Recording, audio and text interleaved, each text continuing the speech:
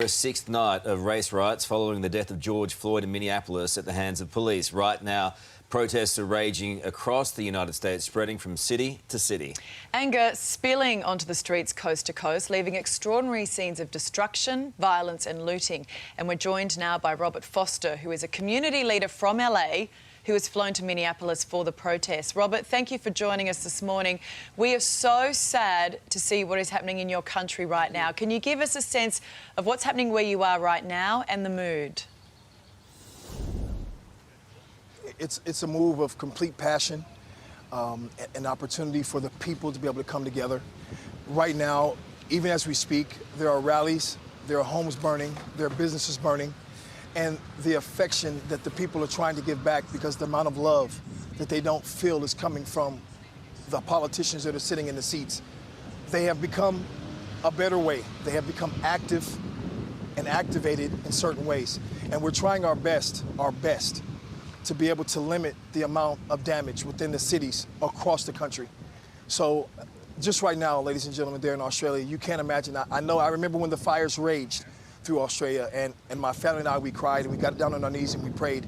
So we need everyone there in Australia, please, to be in a position to be able to look out for us also. Robert, I've lived and worked in the United States, and I love your country.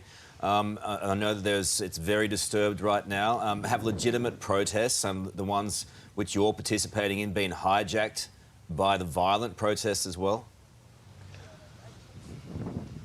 You know, sir, there is so much speculation because there's videos, there are photos, there are actual accounts of people that did not involve themselves in any meeting that we were having.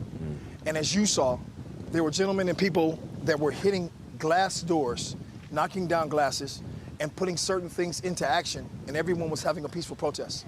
We just now, as we locked in before we got live on the air, there was about a protest of over 500 to 1,000 people, and the crowd was building.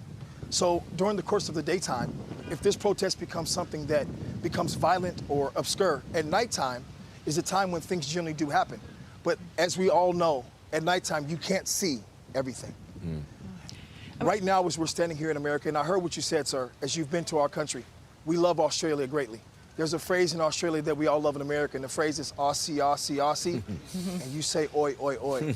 Right now in America, it's America, America, America, and we're hearing pain, pain, pain.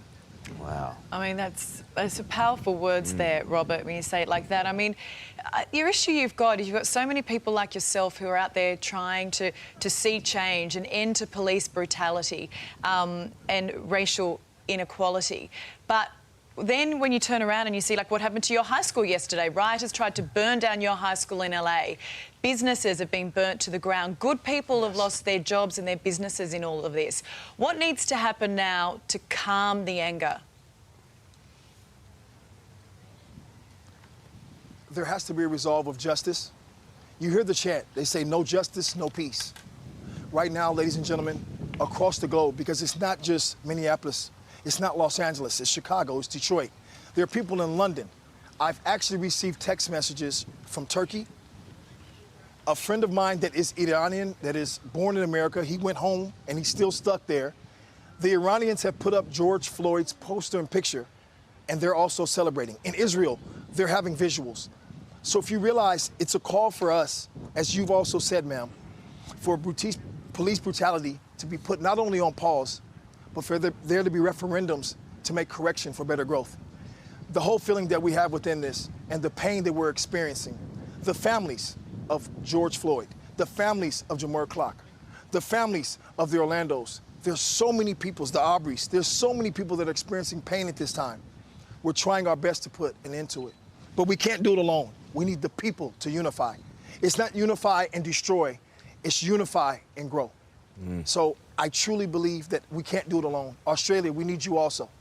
We need you to be able to not go out in the streets, please, and protest and burn anything. We need you to protest and be able to be in uniformity with us, that we're trying to put an end to all police brutality across the world.